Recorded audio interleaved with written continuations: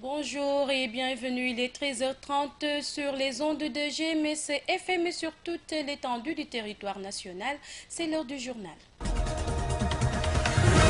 L'espoir d'un dialogue politique au Sénégal sur le point de s'envoler. Cet acte hautement républicain se heurte déjà à des contraintes majeures liées aux humeurs de l'opposition. Le Burkina Faso est à la portée du Sénégal, c'est la conviction de Ousmane Diaye compliqué. L'ancien footballeur invite ses compatriotes à faire confiance aux Lions dans leur derby de ce soir. L'actualité internationale et la revue de presse mettront fin à cette édition de développement. Bienvenue.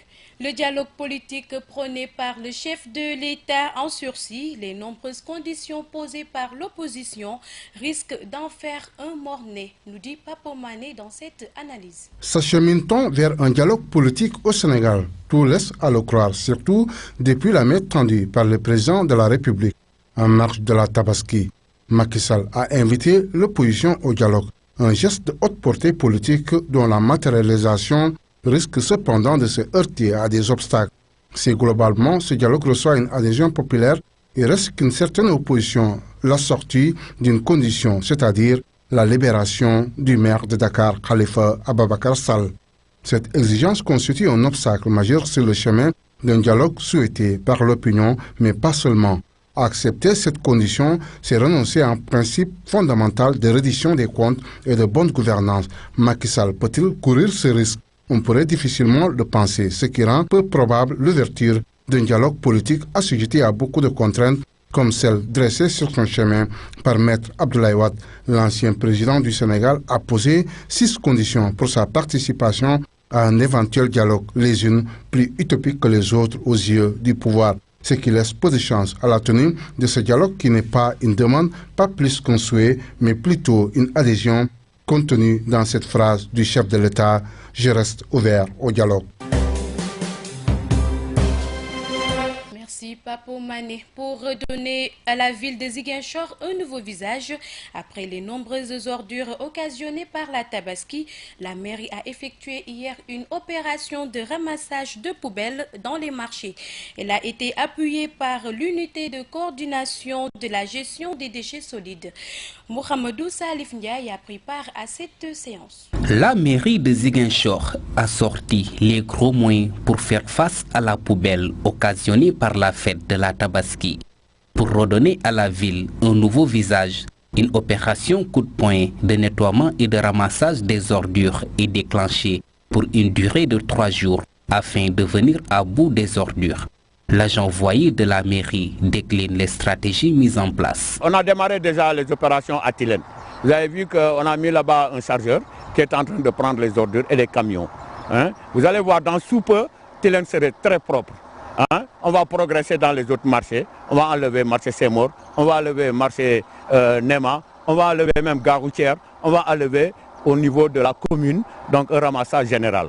Donc c'est une opération de 3 jours qu'on a déjà implantée et qu'on a promis à la population que après les fêtes, vous allez voir, on va enlever les ordures. Et c'est ce qu'on est en train de respecter. L'unité de coordination de la gestion des déchets solides UCG, qui a pour mission d'accompagner et de renforcer les capacités des collectivités locales en matière de gestion durable des déchets, supervise le travail sur le terrain. L'UCG est venu depuis 4 ans. Vient en fait en appui à la commune. Vous savez, la gestion des ordures, c'est une responsabilité qui incombe aux communes. Mais malheureusement, les communes ne sont pas bien outillées financièrement et aussi en matériel pour assurer ce service. C'est dans ce sens maintenant que l'UCG, à travers le 3P, programme prioritaire de propreté, est venu en appui à ces communes. Ainsi, les ordures collectées dans la ville de Ziguinchor sont directement acheminées à la décharge de Mamatoro, située dans la commune d'Enampor, où elles seront traitées et désinfectées par le service d'hygiène afin de préserver la santé publique. Le centre d'études et de sport de Ziguinchor vient de bénéficier d'un lot d'équipements de l'association Baolar. Ce don est composé de maillots, de ballons, de médailles, entre autres. Le responsable du centre invite cependant les bonnes volontés à suivre l'exemple des Espagnols, nous dit Rokhayabé. C'est un lot d'équipements que vient de recevoir le centre d'études et de sport de Ziguinchor. Ce soutien, qui porte la signature de l'association Baolar Action Internationale, a pour objectif de redonner le sourire aux enfants, mais aussi de venir en aide à cette région qui a trop longtemps souffert. On veut redonner encore du sourire aux enfants parce que c'est une région qui a vécu de nombreux problèmes que nous tous nous savons. Donc c'est une région qui a besoin d'aide, qui a besoin de soutien de tout un chacun. Ver su alegría y colaborar para que tengan un futuro un poco mejor es el motivo por el que existe la asociación Baolar. Voir les enfants dans une telle joie et voir que les enfants ils sont dans une situation vraiment heureuse, ça ce sont les motifs pour lesquels elle est là aujourd'hui. Le responsable du centre a exprimé toute sa satisfaction de recevoir ce don des Espagnols. C'est un sentiment de satisfaction. D'abord, je tiens à remercier notre ami Pape Mané avec ses amis Sylvia d'avoir pensé à nous. Parce qu'en fait, quand on parle d'éducation, c'est l'affaire de tout un chacun. Et ils se sont mis pour venir en aide, pour nous soutenir. Et vraiment, c'est un ouf de soulagement. Et ça nous permet d'accompagner les enfants par rapport à l'éducation qui est l'affaire de tout un chacun. Ce don est composé d'un lot d'équipements, de football, c'est des maillots, c'est des ballons, c'est des plots, c'est un trophée, c'est tout un ensemble d'équipements pour faire la bonne pratique du sport. Ces futurs grands footballeurs ont bien apprécié ce don des Espagnols. Ils invitent alors les bonnes volontés à suivre l'exemple de l'association Baolar Action Internationale pour qu'un jour qu'ils deviennent des Messi ou des Sadio Mané. Gracias a la Federación Española de Fútbol. Restons toujours dans le domaine du sport. Ousmane Diaye Compliqué, ancien joueur du Casa Sport, donne son avis sur le match qui va opposer le Sénégal au Burkina Faso ce soir à Ouagadougou. Il soutient que le Sénégal obtiendra un bon résultat lors de ce match. Il est au micro de Sissa Okoli.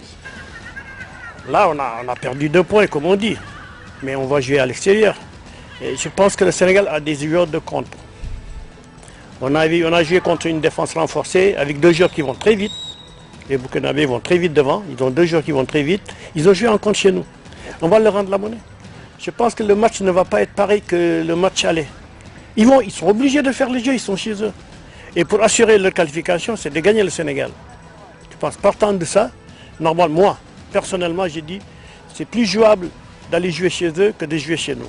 Moi, personnellement, parce qu'on a des joueurs qui vont vite, qui sont techniques, qui auront de l'espace, ce qu'ils n'ont pas eu au match aller. On aura la possibilité de gagner ce match-là parce que l'adversaire va jouer, il joue chez eux. C'est ça. Moi, c'est ce qui. Moi, je ne m'inquiète pas. Je m'inquiète à domicile parce qu'on a des joueurs très jeunes, ils ne sont pas expérimentés. Les seuls vieux qu'on a, c'est ceux qui jouent devant. Ce n'est pas eux qui font le jeu. C'est les gamins qui doivent faire le jeu. Demain, ils vont faire le jeu, l'adversaire va le faire. On dit qu'on n'a pas eu d'occasion, on n'a pas eu de ceci, mais oui, si tu mets un bus devant les buts et puis mettre 2 gars devant, mais tu ne peux pas attaquer, c'est pas possible. On verra mardi. Moi, je parie. Hein. Je ne sais pas qui va prendre le pari parmi vous. Je suis sûr qu'on fera un résultat. Parce qu'on a des joueurs qui vont vite et qui sont techniques et ils vont le prouver. J'entends des critiques envers Aliou, envers les joueurs, envers ceci, envers cela. Le Sénégalais est pessimiste de nature. Quand tu ne l'aimes pas, ben, il n'est pas bon. Quand tu l'aimes, c'est le meilleur. Qu'est-ce qu'on n'a pas entendu quand il avait perdu en demi-finale contre le Cameroun, qui n'a pas eu une seule occasion pendant le match. Le Sénégal a dominé tout le match. Personne n'a vu ça. Tactiquement, on a été bouffé, physiquement, on a été bouffé. C'est comme s'ils n'avaient pas vu le match. Le Cameroun, on les avait bouffés. Ils ont eu de la chance. On n'a pas de chance ces jours-là. Mais on a été les meilleurs. On a été au tir au but, ben, c'est de la loterie. Hein. Hier, après le match de l'autre jour, j'ai entendu pas mal de critiques dans les réseaux sociaux. C'est pas sympa. Un entraîneur qui a tout donné, qui a tout fait, aujourd'hui, il dit qu'il est nul. Il nous faut un grand entraîneur. C'est quoi ce truc-là? C'est parce qu'il n'aime pas, c'est tout. C'était Ousmane Diaye, compliqué, ancien footballeur du Casa Sport. Il était au micro de Sissao Koli. En séance d'entraînement intense hier devant quelques inconditionnels et anciens joueurs du club, l'équipe junior du Casa Sport et son staff comptent sur le soutien de tout pour remporter la Coupe du Sénégal de cette catégorie, dont la finale est prévue ce 9 septembre. Sissao Koli s'est rendu hier au stade Aline Sitoé. Qualifiés à la finale de la Coupe du Sénégal qui se jouera le 9 septembre, les joueurs de l'équipe junior du Casa Sport, entraînés par Ansou Diadiou, sont en plein dans les préparatifs. Le moral et l'ambiance sont au rendez-vous, ce qui explique l'optimisme de l'entraîneur. Présentement, l'état d'esprit de l'équipe elle est bonne. Vous voyez qu'ils sont en train de s'entraîner. Il y a l'ambiance, n'est-ce pas? Il y a la solidarité, il y a l'entente. Et je pense que depuis vendredi, ils ont eu à rencontrer les dirigeants qui ont discuté avec eux et qui ont fait des actions envers eux pour les motiver par rapport à la finale. Donc l'état d'esprit elle est bonne. La balle est cependant dans le camp des joueurs dans la mesure où les staffs techniques et administratifs ont tout fini de jouer leur partition. Conscient de ce qui les attend, Modou Koli, le capitaine de l'équipe, rassure et demande le soutien de tous les Casamassés. On est soudés, on forme une bonne équipe. Nous sommes conscients que toute la Casamance compte sur nous et nous attendons leur soutien et prière pour ramener la coupe à Ziguinchor.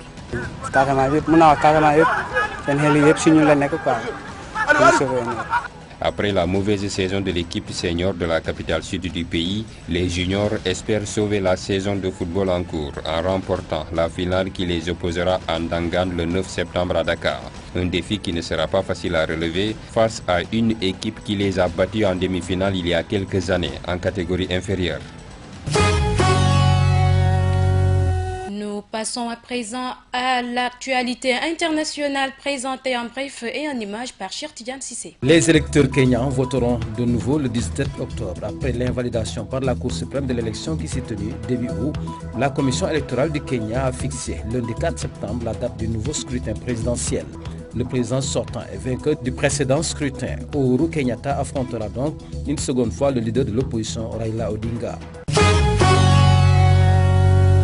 La recrudescence des attaques et des attentats suicides perpétrés par Boko Haram au Cameroun et au Nigeria a fait au moins 381 morts parmi les civils au cours des 5 derniers mois, a précisé l'Organisation de défense des droits de l'homme dans un communiqué. Du mois de mai au mois d'août, le nombre de victimes civiles est 7 fois plus élevé qu'au cours des 4 mois précédents. Pour le seul mois d'août, on ressent 100 morts parmi les civils au Nigeria, ajoute l'ONG, soulignant toutefois que le chiffre réel est sans doute plus élevé car toutes les attaques n'ont pas forcément été signalées. Pyongyang cherche la guerre de Washington, plaidant avec ses alliés pour des sanctions de l'ONU les plus fortes possibles après l'essai nucléaire de Pyongyang. La Chine et la Russie ont manifesté leur réticence lors d'une session du Conseil convoquée en urgence au lendemain du 6e essai nucléaire nord-coréen. Les États-Unis, avec leurs alliés européens et japonais, ont annoncé lundi 4 septembre négocier de nouvelles sanctions sévères de l'ONU contre la Corée du Nord. Mais la position de Pékin et Moscou, doté d'un droit de veto, reste incertaine. Ce nouveau train de sanctions présenté par Washington, le 8e, sera négocié dans les prochains jours avant une mise au vote du Conseil de sécurité le 11 septembre, a-t-elle indiqué. Les dernières résolutions sanctionnant Pyongyang, comme à chaque fois plus sévères que les précédentes, avaient été adoptées à l'unanimité des 15 membres du Conseil de sécurité. Voilà qui met fin à cette édition présentée par Eva Sagna. Merci à toute l'équipe technique et rédactionnelle de GMS FM et GMS.sn. Amis auditeurs de la 89.3, nous vous retrouvons demain, même heure, même fréquence. Et d'ici là, portez-vous bien, mais restez avec nous, car tout se passe ici.